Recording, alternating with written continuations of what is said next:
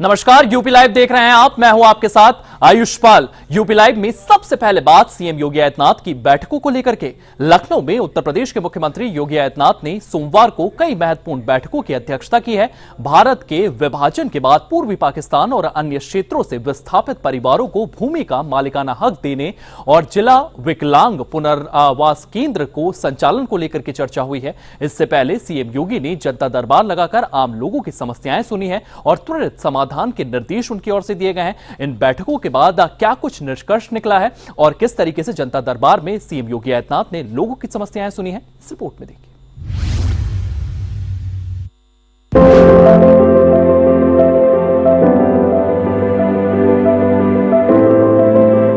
लखनऊ में मुख्यमंत्री योगी आदित्यनाथ ने सीएम आवास पर दो अहम बैठकों की अध्यक्षता की। पहली बैठक भारत के विभाजन के बाद पूर्वी पाकिस्तान यानी वर्तमान बांग्लादेश और अन्य क्षेत्रों से यूपी में आए परिवारों को भूमि का मालिकाना हक देने के लिए थी। इस बैठक में बिजनौर, रामपुर, लखीमपुर खीरी और पीलीभीत जिले के शरणार्थी परिवारों पर विशेष ध्यान दिया गया। सीएम योगी ने अधिकारियों को निर्देश दिए हैं कि इन परिवारों को पूर्ण मालिकाना हक देने के लिए नया कानून बनाने की प्रक्रिया में तेजी लाई जाए। अनुमान है कि इस पहल से करीब 1000 शरणार्थी परिवारों को लाभ मिलेगा। दूसरी बैठक विकलांग पुनर्वास केंद्र के संचालन को लेकर थी। सीएम योगी ने अधिकारियों से डीडीआरसी में मौजूदा ढांचे, संसाधनों और सेवाओं की समीक्षा की। इन केंद्रों के माध्यम से दिव्यांगजनों को कृत्रिम अंग, सहायक उपकरण और पुनर्वास सेवाएं प्रदान की जाती है। सीएम योगी आदित्यनाथ की ओर से निर्देश दिए गए हैं कि सभी 75 जिलों में डीडीआरसी को और सशक्त किया जाए ताकि दिव्यांगजनों को बेहतर सुविधाएं और रोजगार के अवसर मिल सके। इससे पहले सीएम योगी आदित्यनाथ ने लखनऊ में जनता दरबार लगाया, जिसमें लोग अपनी समस्याएं लेकर पहुंचे। इनमें जमीन विवाद, सरकारी योजनाओं में देरी, स्वास्थ्य सेवाएं और पुलिस कार्रवाई से संबंधित शिकायतें शामिल थी। सीएम योगी ने सभी फरियादियों की बात सुनी और संबंधित अधिकारियों को तत्काल कार्रवाई करने के निर्देश दिए। लखनऊ में सीएम योगी आदित्यनाथ की ये पहल शरणार्थी परिवारों और दिव्यांगजनों के लिए नई राह खोल रहा है। जनता दरबार के जरिए आम लोगों की समस्याओं का त्वरित समाधान उनकी सरकार की प्राथमिकता को दर्शाता है। ब्यूरो रिपोर्ट, सूर्य समाचार। अब आपको गाजियाबाद लिए चलते हैं। गाजियाबाद में एनडीआरएफ की 8वीं बटालियन ने म्यांमार में ऑपरेशन ब्रह्मा के तहत आपदा ग्रस्त इलाकों में सहायता पहुंचाई थी। इसके साथ साथ अपने बहादुर जवानों को सम्मानित यहां पर एनडीआरएफ करता हुआ नजर आया है। भूकंप प्रभावित म्यांमार में बचाव कार्यों में योगदान देने वाले इन वीरों के सम्मान में एक भव्य पुरस्कार समारोह आयोजित किया गया है, जो न केवल उनकी वीरता बल्कि भक्ति और सेवा भाव का भी प्रतीक बना हुआ है।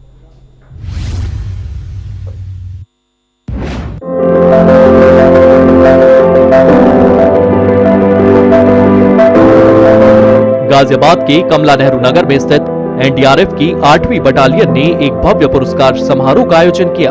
इस समारोह में म्यांमार में 28 मार्च 2025 को आए 7.7 तीव्रता के विनाशकारी भूकंप के दौरान ऑपरेशन ब्रह्मा में हिस्सा लेने वाले 150 जवानों को सम्मानित किया गया। इन जवानों ने कमांडेंट प्रवीण कुमार तिवारी के नेतृत्व में मलबे से 50 को निकालकर उनके परिवारों को सौंपा और लोगों की जान बचाई। समारोह में एनडीआरएफ के डीजी और आईजी मुख्य अतिथि के रूप में शामिल हुए। डिप्टी कमांडेंट ने बताया है कि जवानों ने अंतर्राष्ट्रीय मानकों के अनुसार प्रशिक्षण और विशेष उपकरणों जैसे कंक्रीट कटर, ड्रिल मशीन और K9 डॉग्स की मदद से म्यांमार में राहत बचाव कार्य को अंजाम दिया। ये जो ऑपरेशन ब्रह्मा है, इसमें म्यांमार में 7.7 मैग्नीट्यूड का एक अर्थक्वेक आया था और जिसमें काफी ज्यादा पोर्शन वहां उनका इफेक्ट हुआ था। आप लोगों की जानकारी में आया होगा, लगभग 3700 से ज्यादा लोगों की उसमें डेथ हुई थी और हजारों में लोग थे जो इंजर हुए थे और काफी मात्रा में बिल्डिंग्स वहां कोलैप्स हुई थी। तो जब ये हुआ था अर्थक्वेक, तो तत्काल हमारे प्रधानमंत्री जी ने वहां पे जो भी उनके हेड ऑफ गवर्नमेंट हैं उनसे बात की थी और उनके अनुरोध पे हमारी search and rescue team Myanmar भेजी गई थी। वो टीम में 80 लोग थे और उसके अलावा कैनाइंस थे भी, और उस टीम में हमारे महिला रेस्क्यूअर्स भी थी। तो वो टीम ने पहुंच के वहां काफी डिफरेंट और काफी डिफिकल्ट परिस्थितियों में काम किया। जहां पे वो गए थे वो हॉट भी बहुत था, ह्यूमिड भी बहुत था और वहां पे आफ्टर शॉक्स भी आ रहे थे। तो जिस पीरियड में इन लोगों ने काम किया, करीब 100 आफ्टर शॉक्स आए थे और अपनी पर्सनल सेफ्टी की चिंता ना करते हुए भी उन्होंने वहां पे बड़ी मेहनत से काम किया और 67 डेड बॉडीज को वहां से रिट्रीव करके उनके परिजनों से उनको मिलाया और जिसकी तारीफ, जिसका एप्रिसिएशन वहाँ के लोकल ऑफिसर्स ने भी किया और उनके जो चीफ मिनिस्टर थे उन्होंने हमारी टीम के साथ इंटरेक्ट किया, हमारी टीम के ऑफिसर्स के साथ इंटरेक्ट किया, तब भी उसको अप्रिशिएट किया। और अब जबकि टीम हमारी वापस आ गई है तो उन्होंने उसके लिए एक मेडल बना के यहाँ भेजा है और उस मेडल को आज हम लोगों ने जितने भी रेस्क्यूअर्स वहाँ गए थे, including the canine part of the canine squad के जो हमारे सदस्य थे, उनको आज हम लोगों ने वो मेडल और जो अप्रिसिएशन है वो वितरित किया। समारोह में एनडीआरएफ के डीजी पीयूष आनंद ने कहा है कि 8वीं बटालियन ने न केवल म्यांमार में बल्कि देश विदेश में कई आपदाओं में अपनी वीरता का परचम लहराया है। उन्होंने जवानों से सावन के इस पवित्र महीने में भक्ति और सेवा के साथ अपने कर्तव्यों को और मजबूती से निभाने का आह्वान किया है। प्रॉब्लम कोई नहीं आ रही थी। मैं हमेशा ये कहता हूं कि जो हमने इस बार ऑपरेशन किया है तो अगली बार हमें उस ऑपरेशन को सोचने की जरूरत है कि अगर ईश्वर ना चाहे दोबारा करने की जरूरत पड़े तो पहले से क्या बेहतर कर सकते हैं। तो हमेशा मुझे ही नहीं, हर जगह होता है कि आप अपने प्रेजेंट ऑपरेशंस को सीखते हैं और ये हमने अपने एनडीआरएफ के अपने सिस्टम में एक डाला हुआ है कि जब भी कोई ऑपरेशन होता है, ये इसी में नहीं है, हर ऑपरेशन की डीब्रीफिंग होती है और उससे हम लोग ये देखते हैं कि अगली बार अगर उसको करना पड़े तो और कैसे बेहतर कर सकते हैं। तो ये हमारे डीएनए में है, ये हमारी ट्रेनिंग का हिस्सा है, ये हमारी प्रैक्टिस का हिस्सा है। तो उसी से हम लोगों ने ये देखा है कि क्या चीजें हम लोग और बेहतर कर सकते हैं। प्रॉब्लम कोई नहीं आई थी। मतलब मैं तो ये कहूंगा कि जो माननीय प्रधानमंत्री जी का government as a whole approach है, सब लोग एक साथ लगे रहे। पासपोर्ट ऑफिस भी रात को खुलता रहा, रात को पासपोर्ट्स हमारे बन गए। एयरफोर्स को सिर्फ एक फोन कॉल किया, उन्होंने अपना जो भी एयरक्राफ्ट हैं वो अवेलेबल करा दिए। गाजियाबाद में एनडीआरएफ की 8वीं बटालियन का यह पुरस्कार समारोह सेवा और वीरता का अनोखा संगम बन गया। म्यांमार में ऑपरेशन ब्रह्मा के तहत जवानों की बहादुरी ने न केवल भारत का गौरव बढ़ाया बल्कि मानवता की सेवा का एक नया कीर्तिमान भी स्थापित किया। ब्यूरो रिपोर्ट, सूर्य समाचार। तो गाजियाबाद में इस पूरे कार्यक्रम का आयोजन किया गया था और इसी कार्यक्रम को लेकर के हमारे साथ हमारे सहयोगी सतीश कुमार मौजूद हैं। सतीश, म्यांमार में भूकंप के दौरान 150 जवानों ने वीरता दिखाई थी और उनकी इस वीरता को सम्मानित करने के लिए यह पूरा के पूरा कार्यक्रम आयोजित किया गया था। इस कार्यक्रम में क्या कुछ खास देखने को मिला?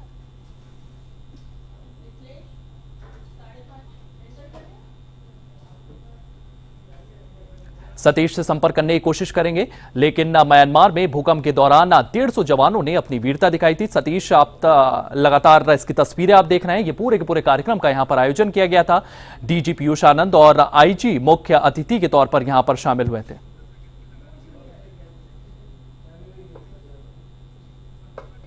तो ये म्यांमार में भूकंप के दौरान 150 जवानों को यहां पर सम्मानित किया गया है। ये पूरा के पूरा कार्यक्रम यहां पर आयोजित किया गया था। इस कार्यक्रम के दौरान म्यांमार में ऑपरेशन ब्रह्मा के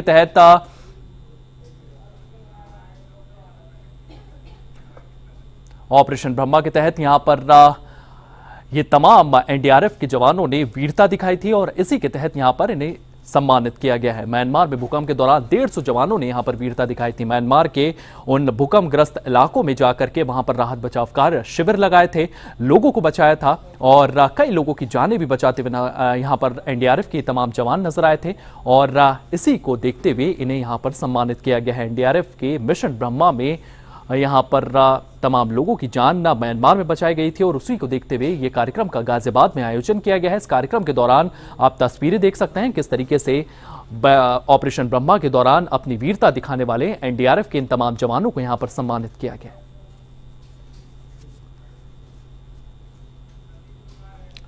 और सतीश हमारे साथ फिर से जुड़ चुके हैं। सतीश, जिस तरीके से ऑपरेशन ब्रह्मा के तहत इन 150 जवानों ने वहां पर वीरता दिखाई थी, अपनी वीरता का प्रदर्शन दिया था, उसको ही देखते हुए गाजियाबाद में आज इस समारोह का आयोजन किया गया था। इस समारोह में क्या कुछ खास देखने को मिला है सतीश?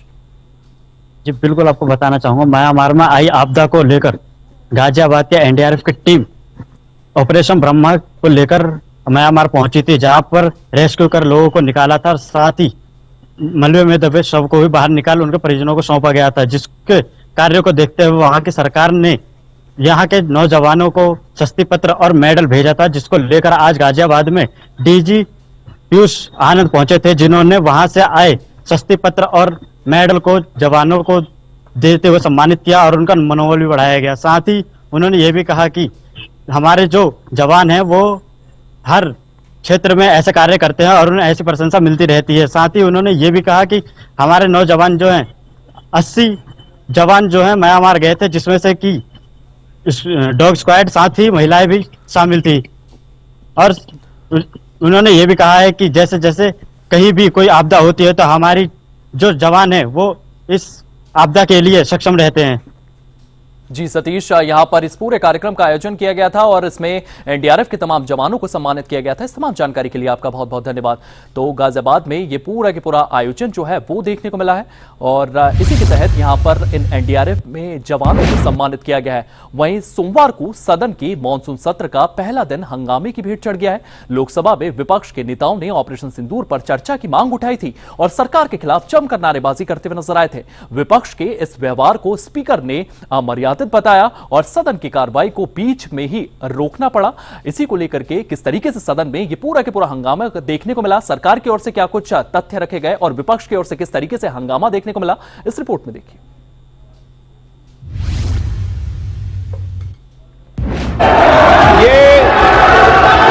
ये तरीका उचित नहीं है। सदन के पहले दिन सदन चले, अच्छी चर्चा हो, व्यापक चर्चा हो। मैं सभी सदस्यों को पर्याप्त समय, पर्याप्त अवसर दूंगा। सदन नियमों प्रक्रियाओं से चलता है। प्रश्नकाल के बाद प्लीज बैठिए। लोकसभा में मानसून सत्र का पहला दिन हंगामे की भेंट चढ़ गया है। सत्र की शुरुआत के साथ ही विपक्ष के सांसदों ने ऑपरेशन सिंदूर का मुद्दा उठाया और सरकार से इस पर चर्चा की मांग की, लेकिन स्पीकर ओम बिरला ने प्रश्नकाल का हवाला दिया और विपक्ष के इस मांग को खारिज कर दिया, जिस पर विपक्ष ने नाराजगी जताई और विरोध जताया। माननीय सदस्यगण,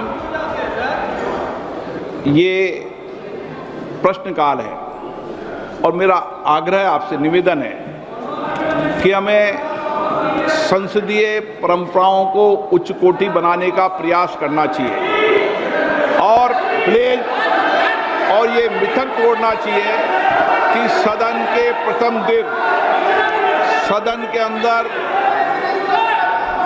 व्यवधान पैदा होगा।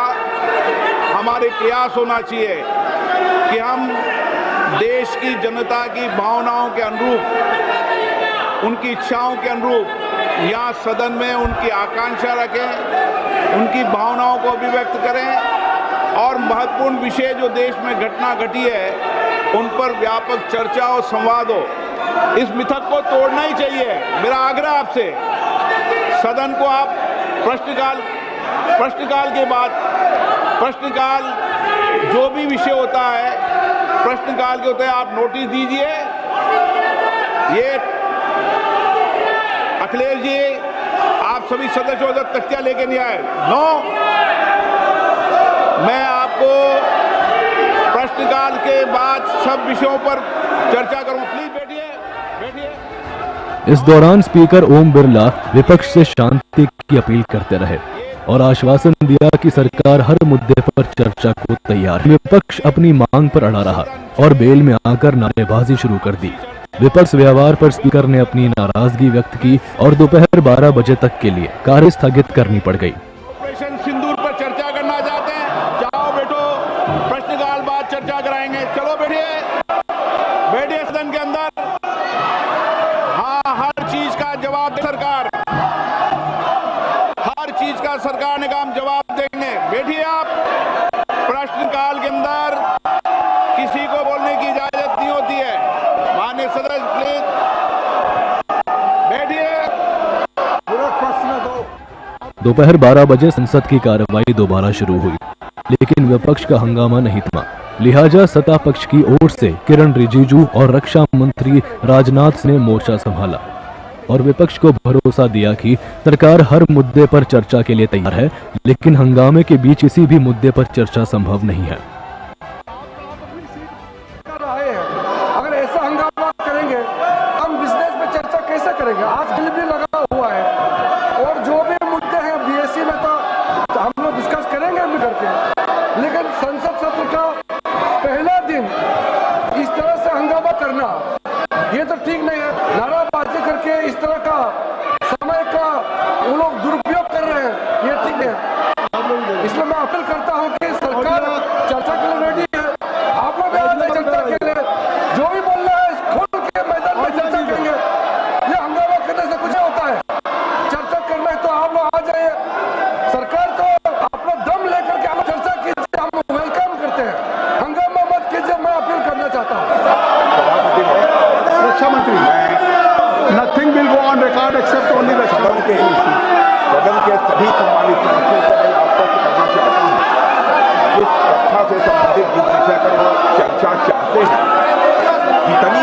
चर्चा चाहते हैं, जितने घंटे की भी चर्चा चाहते हैं, जैसा भी आपके द्वारा अथवा स्पीकर महोदय के द्वारा तय किया जाएगा उसके तहत हम चर्चा करने के लिए पूरी तरह से तैयार।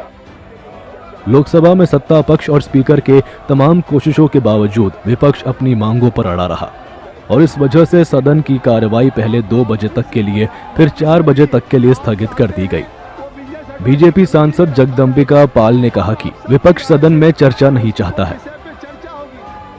प्रधानमंत्री तो लगातार जवाब दे रहे हैं, आज भी अपील कर रहे हैं कि सदन चलना चाहिए।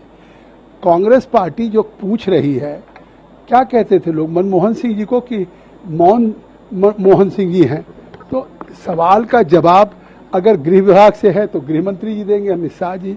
सवाल अगर संसदीय कार्य मंत्री से जुड़ा हुआ वो देंगे या विभागीय मंत्री देंगे। और निश्चित तौर से जब प्राइम मिनिस्टर को बोलना होता है तो महामहिम राष्ट्रपति के अभिभाषण पे पूरे सवाल का जवाब देते हैं या इंटरवीन करते हैं। ये आखिर सदन चलने दें, सदन में हंगामा खड़ा करना ये कांग्रेस की आदत बन गई है।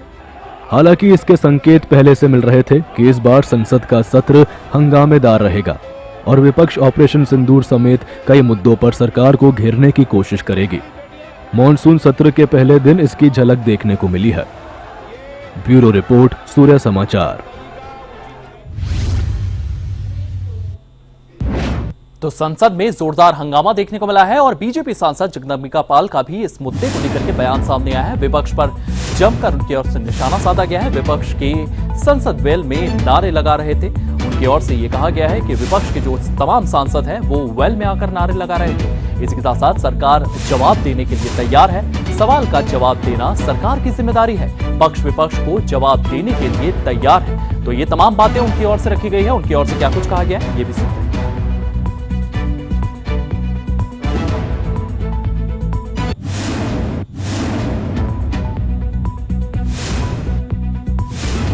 सहमति से वो चर्चा हो सकती है। प्रतिपक्ष कोई विषय लाना चाहते हैं, स्पीकर साहब की सहमति से वो चर्चा हो सकती है, उस पर सरकार जवाब देगी।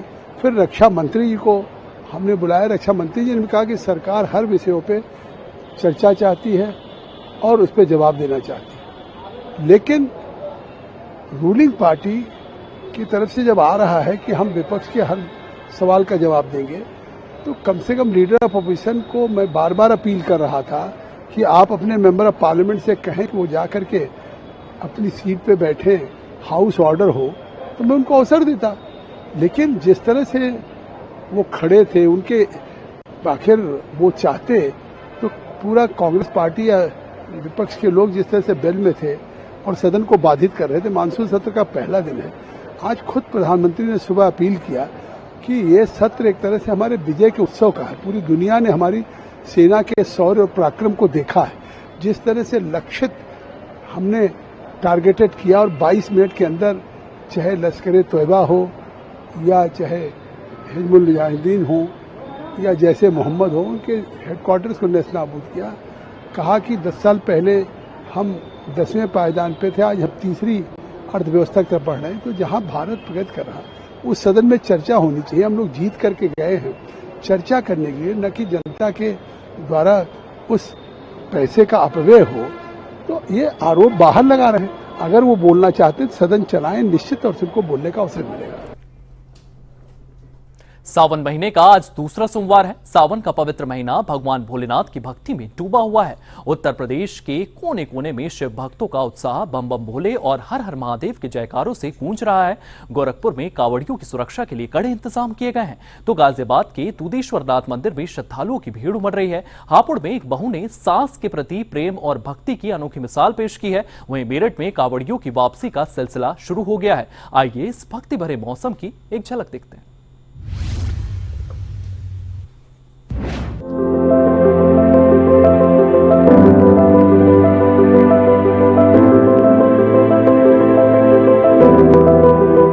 सावन के दूसरे सोमवार पर उत्तर प्रदेश भगवान शिव की भक्ति में लीन है।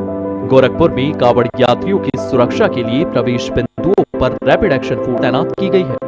गोरखपुर और आसपास के शिव मंदिरों में जलाभिषेक के लिए कांवड़ियों का उत्साह चरम पर है। प्रशासन ने 200 से अधिक मेडिकल कैंप्स और मोबाइल शौचालय की व्यवस्था की है ताकि भोले के भक्तों भक्तों को किसी असुविधा का सामना करना पड़े। ड्रोन कैमरों से कावड़ मार्ग पर निगरानी रखी जा रही है, जिससे यह पवित्र यात्रा पूर्वक और सुरक्षित रहे। हम लोग पूरी निष्ठा और भावना से महादेव की पूजा लिए यहाँ पे आए हैं। सावन का महीना बहुत पावन महीना होता है और इसमें हर सोमवार महादेव की पूजा की जाती है। हम लोग वैसे तो महादेव एक लोटा जल से ही खुश हो जाते हैं, लेकिन बहुत लोग उनको हर एक चीज से, जैसे पंचामृत से भी अभिषेक किया जा सकता है, दूध दही शहद ये सब भी चढ़ा के उनका पूजा किया जा सकता है। मंदिरों में तो भीड़ काफी, अभी तो कम है, धीरे धीरे भीड़ और बढ़े। हम लोग तो छोटे पे कर रहे हैं, हम लोगों के घर यहीं आस पास रही है, तो हम लोग बचपन से यहाँ आते हैं। यहाँ पे तो काफी सिद्धि है, क्योंकि यहाँ ऐसा बोला जाता है कि महादेव की पिंडी वो अपने आप आई है। हाँ, तो इस वजह से यहाँ का आन जान ज्यादा है। हाँ, इसीलिए यहाँ पे भीड़ भी इतनी, श्रद्धालु भी इतनी। हम लोग भोलेनाथ के मंदिर आते हैं, खूब अच्छे से पूजा पाठ करते हैं। यहाँ की मान्यता पे जो भी आता है उनको मनोकामना पूरी होती है, श्रद्धा से किया जाता है। दूध दही अमृत फल वो सब कुछ चढ़ाया जाता है। बहुत काफी यहाँ पे भीड़ भी होती है और भी सब लोग आते हैं और यहाँ देर तक रहा जाता है। आज सोमवार दूसरा सोमवार है। आज भक्तों का 3 बजे रात ही से भीड़ आना जाना शुरू हुआ है। लोग आ रहे हैं, जल चढ़ा रहे हैं, जल चढ़ा करके मंदिर से जा रहे हैं। ये मंदिर बहुत प्राचीन है, 4 साल पुराना है। ये मुक्ति धाम पर होने के नाते मुक्तेश्वर नाथ धाम है और यहाँ पर जो अपने मनोकामना लेकर के उनकी सभी मनोकामनाएं पूर्ण होती हैं। इस बहुत बड़ा विश्वास है यहाँ पर और इसलिए पूजा करने बहुत दूर दूर से लोग आते हैं। यहाँ उत्साह है, यहाँ पर पूजा करने के बाद से उन लोग के अंदर बहुत तगड़ा उत्साह आ जाता है। गाजियाबाद दुधेश्वर नाथ मंदिर में सावन के दूसरे सोमवार पर भक्तों का स्वयंभू शिवलिंग के दर्शन और जलाभिषेक के लिए लंबी लंबी कतारें थी। मान्यता है कि इस मंदिर में रावण और उनके पिता मुनि भी पूजा अर्चना करने आते थे। यही कारण है कि गाजियाबाद, दिल्ली, नोएडा और आसपास के क्षेत्रों से हजारों भक्त भोलेनाथ के चरणों में शीश नवाने पहुंचे। रविवार को मुख्यमंत्री योगी आदित्यनाथ ने भी इस मंदिर में जलाभिषेक कर भगवान शिव की आराधना की। आज सावन का दूसरा सोमवार है, जिसको लेकर मंदिरों में सुबह से ही लंबी लंबी कतारें लगनी शुरू हो गई है। बिल्कुल, ये वो भक्त हैं जो सुबह से ही लाइनों में लगे हुए हैं। फिलहाल हम दुधेश्वर मंदिर में खड़े हैं, जिसकी आपको तस्वीर दिखाना चाहूंगा, जहां से सुबह से ही लंबी लंबी कतारें लगनी शुरू हो गई है। और इस मंदिर की ये महानता है कि जो भी भक्त यहाँ आते हैं और पूजा अर्चना करते हैं, उनकी मनोकामना पूर्ण भी होती है। ऐसे में सुबह से ही लंबी लंबी कतारें लगनी शुरू भी हो जाती है। हापुड़ में भक्ति और प्रेम की एक अनोखी मिसाल देखने को मिली।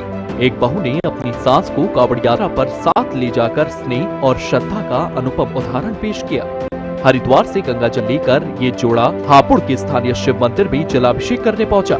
सास बहू की ये जोड़ी बम बम भोले के जयकारों के साथ कई किलोमीटर की पैदल यात्रा पूरी कर रही है, जो न केवल शिव भक्ति बल्कि पारिवारिक रिश्तों की मजबूती का भी प्रतीक बन गई है। मेरे मन में कुछ नहीं है, लेकिन मैं अपने मन से लेके आई हूँ और जो मैं सोचती हूँ वो मेरी मनोकामना मेरी पूरी होती है। बस यही बात है। हरिद्वार से आए हैं। क्या नाम आपका? उषा। क्या है मन में था? कौन आपको लेके आ रहा है सावन में? ये बहू लेकर आ रही है, मेरी पोती और मेरी बहू। ये खुशी सी है उनकी, अपने दोनों लेकर आ रही है, दादी पोती। मेरठ में कावड़ यात्रा अपनी चरम पर है। हरिद्वार से गंगा जल लेकर लौट रहे कावड़ियों का जनसैलाब देखने को मिल रहा है। यहाँ पर ओघड़नाथ मंदिर में जलाभिषेक करते हुए ये तमाम कावड़िए देखे जा रहे हैं। सड़कों पर रंग बिरंगी कावड़े, भक्ति गीत और हर हर महादेव के जयकारों ने माहौल को शिवमय बना दिया है। प्रशासन ने मेरठ में 464 विश्राम शिविर, 119 बैरियर और 6000 पुलिसकर्मियों की तैनाती की है। ड्रोन और सीसीटीवी कैमरों से निगरानी के साथ साथ डाक कावड़ियों के लिए अगले लेन की व्यवस्था भी की गई है। हालांकि कुछ स्थानों पर कावड़ियों द्वारा हंगामे की घटनाएं भी सामने आई हैं, जिन पर प्रशासन ने सख्ती बरती है। सावन के दूसरे सोमवार पर गोरखपुर, गाजियाबाद, हापुड़ और मेरठ में शिव भक्तों का अद्भुत रंग देखने को मिला है।